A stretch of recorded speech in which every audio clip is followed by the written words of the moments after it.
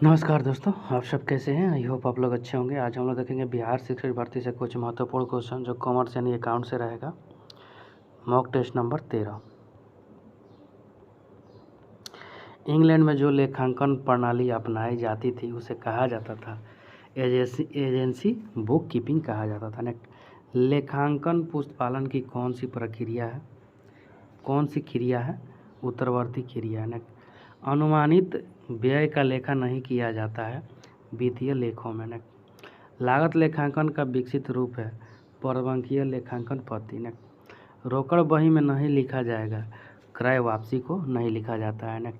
लेखांकन की मान्यताएं हैं अवधि, माप की इकाई और विनिमय। स्वामियों के स्वत्व में कमी होती है पूर्वाधिकार अंशों के विमोचन से।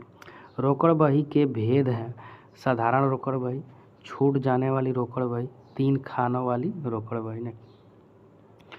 मूल सिद्धांतों का ज्ञान न होने के कारण होने वाली अशुद्धि कहलाती है सैद्धांतिक अशुद्धि कहलाती है। केवल व्यक्तिगत खाते तथा वास्तविक खाते दिखाए जाते हैं, आर्थिक चिट्ठे में दिखाए जाते हैं। लेनदार बराबर देनदारी का सिद्धांत लेखांकन में होता है, सदैव सत्य होता है। निम्न में से कौन सा कथन सत्य है? संपत्तियां बराबर पूंजी प्लस दायित्व होता है। अग्रिम प्राप्त आय होती है एक दायित्व है। क्रय बही में किसका लेखा किया जाता है? उधार माल खरीदना किया जाता है। दे बिल अप्रतिष्ठित हुए लेखा होगा कुल देनदारों के खातों के डेबिट में। पाने वाले को किस खाते में नियम में ऋणी एवं देने वाले को धनी कहते हैं? व्यक्तिगत खाता में। लेखांकन के सामान्य सिद्धांतों की परख कैसे की जा सकती है? उपयोगिता के आधार पर की जा सकती है। यदि देनदारों का अंतिम शेष 15,000, उधार बिक्री 28,000, प्राप्त राशि 17,000 हो तो प्रारंभिक शेष क्या होगा? 4,000। प्रविष्टि का पुस्तकों में लिखने से छूट जाना कहलाता है भूल की अशुद्धि। आर्थिक चिट्ठे में दिखाए जाते हैं केवल व्यक्तिगत, वार्षिक एवं नाममात्र के खाते।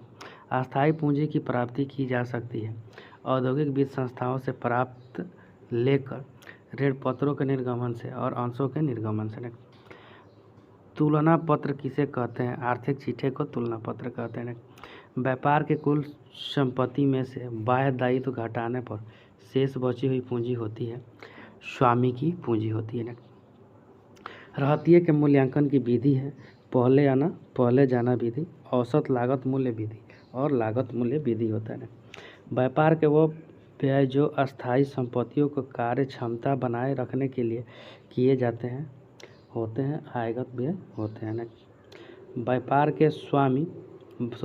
के अस्थायी संपत्ति क्रय करने व उनकी वृद्धि में किए जाने वाले व्यय को कहते हैं पूंजीगत व्यय कहते हैं।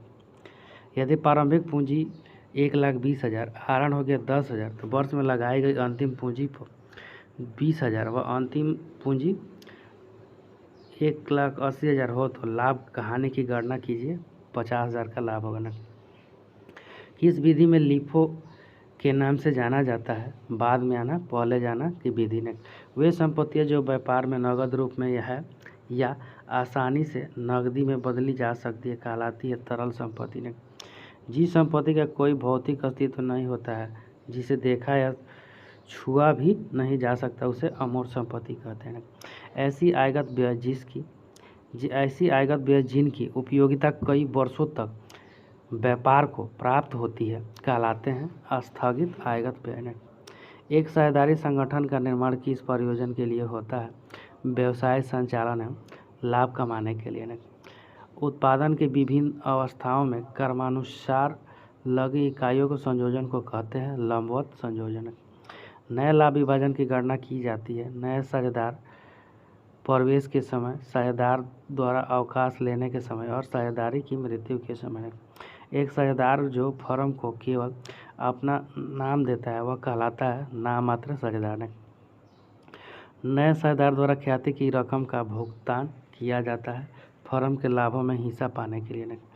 AB2:3 के अनुपात में साझेदार हैं वे C को फर्म 1/4 भाग के लिए प्रवेश लेते हैं तो C A से 4/20 भाग व B से 1/20 भाग प्राप्त करता है तो साझेदारों के नए लाभ हानि अनुपात कितना होगा? 4:11:5। साझेदारी संलेख समाहित करता है लाभ विभाजन और पुराने साझेदार के अनुपात में। गुप्त साझेदार कहते हैं जो सक्रिय रूप से भागीदार नहीं लेता है। फर्म के साझेदारों का दायित्व होता है असीमित होता है। निम्न में से कौन से कारक ख्याति के मूल्य को प्रभावित करते हैं? प्रबंध, व्यक्तिगत चतुर्थ, व्यवसाय की प्रकृति, अनुकूल स्थिति। साझेदार की पूंजी पर देय ब्याज दिखाया जाता है लाभ हानि विनियोजन खाते में। साझेदारी संलेख का संबंध है आहरण व ब्याज से, वेतन एवं लाभ विभाजन से, पूंजी की मात्रा एवं ब्याज दर से। गार्नर बनाम मर्रे नियम संबंधित है फर्म के विघटन से। ख्याति की एक अमूर्त संपत्ति है किंतु अवास्तविक नहीं है, सही है। ख्याति का मूल्यांकन व्यापार के रूप में किया जाता है संपत्ति। नेक्स्ट, एक प्रशस्त साझेदार भाग लेता है लाभ में। नेक्स्ट, आगम शोधन खाता बनाया जाता है गैर व्यापारिक संस्थाओं में। आय व्यय खाता बनाया जाता है दोहरा लेखा प्रणाली के सिद्धांत के अनुसार। चालू वर्ष में पेशगी प्राप्त चंदा लिखा जाता है प्राप्ति भुगतान खाता एवं चिट्ठा में। भवन के लिए दान संस्था के लिए है दायित्व होता है। निम्न में से समांतर कौन आय एवं व्यय खाता तैयार करते हैं? शिक्षण संस्था है। एक क्लब के दिन प्रतिदिन के नगद लेन देनों को दर्ज किया जाता है प्राप्ति एवं भुगतान खाते में। एक क्लब के लिए पूंजी प्राप्ति होगी आजीवन सदस्यता शुल्क। तरलता अनुपात उत्तम माना जाता है 1:1।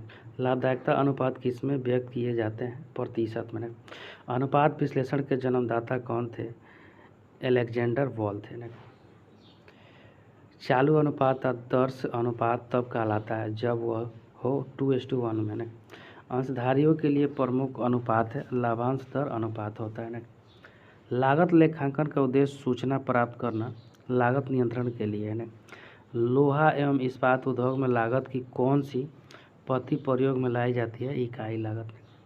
मूल्यह्रास की राशि को व्यापार से बाहर ब्याज अर्जित करने हेतु विनियोजित कर दिया जाता है ह्रास कोष पद्धति में। किस पद्धति में संपत्ति खाते का शेष कभी भी शून्य नहीं होता है? क्रमागत शेष पद्धति में। मूल्यह्रास की राशि प्रति वर्ष एक समान रहती है अस्थायी किस्त पद्धति में।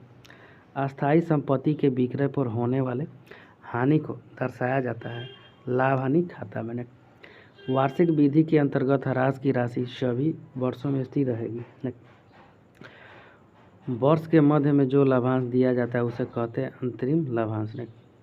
विशेष संचय कम करता है शुद्ध लाभ को।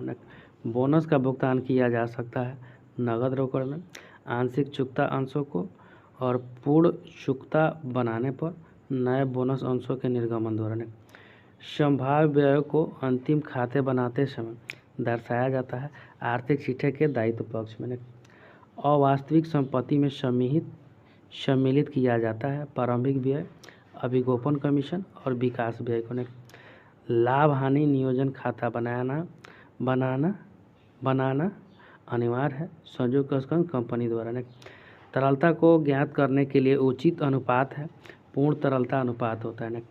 यदि बिक्री 9,40,000 और बिक्री वापसी 40,000 तो शुद्ध बिके माल की लागत 6,60,000 एवं संचालन व्यय 60,000 हो तो संचालक अनुपात कितना होगा? 80%।